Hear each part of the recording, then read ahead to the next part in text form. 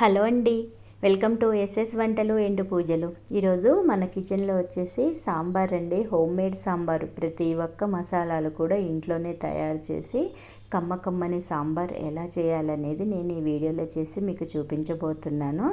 అంత ఈజీ మెథడ్లో చేసుకోవచ్చు. ఆ సాంబార్ పొడి కూడా ఏంటి, ఎలా చేయాలనేది కూడా నేను ఈ వీడియోలో మీకు చెప్పబోతున్నాను.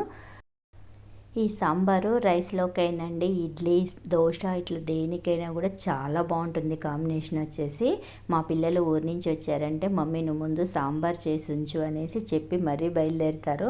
అంత కమ్మగా ఉంటుందండి సాంబార్ కూడా. దాని మసాలా అనేది కూడా ఎలా చేయాలి, స్టోర్ చేయాలి ఏంటి అనేది కూడా నేను ఈ వీడియోలో చూపిస్తున్నాను. మీరు కనుక నా ఛానల్ని ఫస్ట్ సారి చూసే వాళ్ళైతే సబ్స్క్రైబ్ చేసుకోండి.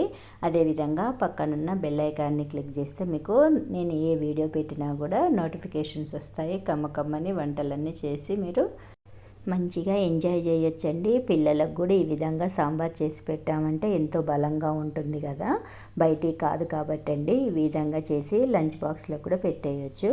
ఓకే ఫ్రెండ్స్, ఇప్పుడు ప్రాసెస్లోకి వెళ్ళిపోదాము. ఇందుకోసం అండి ఒక పెద్ద గిన్నె పెట్టేసి అందులో కొంచెం ఆయిల్ ఎక్కువే పడుతుంది. దీనికి ఆయిల్ వేసేసుకొని అవి కాగాక తాలింపు గింజలు వేసేసుకోండి. తర్వాత ఇందులోనే ఇంగువ అండి, మెయిన్ ఇంగువ కొంచెం ఎక్కువ వేసుకోవాలి.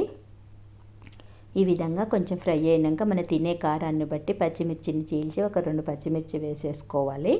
తర్వాత మునక్కాయలండి ఈ విధంగా కొంచెం పొట్టు తీసేసుకొని శుభ్రంగా కడిగేసి అవి వేసేసుకొని సాంబార్లండి మరీ అన్నీ వేసుకోకుండా సింపుల్గా కొన్ని వేసేసుకుంటే చాలు. క్యారెట్, ఉల్లిపాయ, టమాటా, మునక్కాయలు ఈ 4 వేసాను నేను. మీకు నచ్చితే ఇంకా వేసేసుకోండి. ఒక గుప్పెడంతా కొత్తిమీర, పుదీనా వేసేసుకొని కొంచెం పసుపు వేసేసుకొని ఒకసారి వీటిని కిందికి పైకి ఈ విధంగా అనేసండి. దీన్ని కొంచెం సిమ్లో పెట్టేసుకొని ఇందులో వాటర్ పోసుకోండి. ఇది మునిగే మందంగా వాటర్ ఫస్ట్ పోసేసుకోండి. ఇలా వాటర్ పోసేసి ఒకసారి కలుపుకున్న తర్వాత ఇప్పుడు దీన్ని మూత పెట్టేసుకోండి. మూత పెట్టేసుకొని ఒక 10 నిమిషాలు ఉడికించుకుంటే సరిపోతుంది.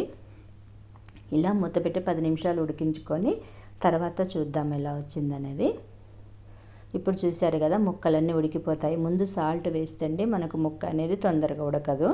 ఇది ఒక చిట్కా అనొచ్చు. ఇప్పుడు ఇలా అన్ని ముక్కలు ఉడుకున్న తర్వాత ఇందులోనే మనం తినే కారాన్ని బట్టి కొంచెం కారము, సరిపడా సాల్ట్ వేసేసుకొని చింతపండు గుజ్జండి ముందే మనం పెట్టేసుకొని ఒక సగం కప్పు చింతపండు గుజ్జు వేసేసుకుంటే సరిపోతుంది.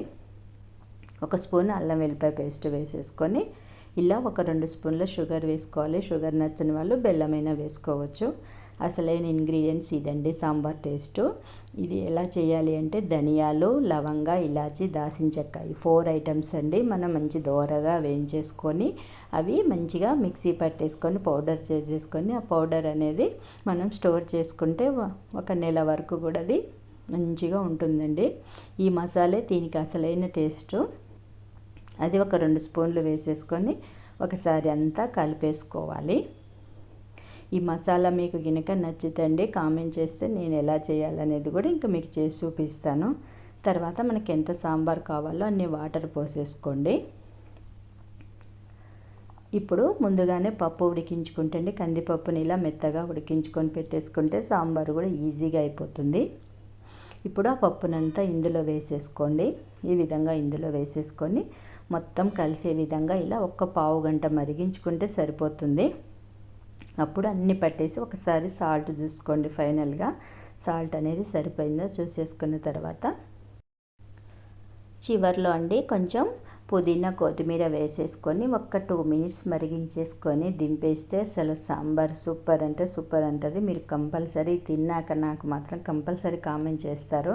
అన్ని సాంబార్ వేరండి, ఈ సాంబార్ వేరు. ఇదన్నీ ప్రతి ఒక్కటి కూడా మన ఇంట్లో చేసుకొని తయారు చేసాం కాబట్టి ఇది ఒక రోజు ఉన్నా కూడా అండి మనకు చాలా టేస్టీగా ఉంటుంది. అంతే అండి. మీకు ఈ వీడియో నచ్చిందండి? నచ్చితే లైక్ చేయండి, షేర్ చేయండి, సబ్స్క్రైబ్ చేసుకోండి. ఇలాంటి మంచి మంచి వీడియో కోసం చూస్తూనే ఉండండి ఎస్ఎస్ వంటలు ఎండు పూజలు. Thank you for watching. Comment చేయటం మాత్రం మర్చిపోవద్దండి.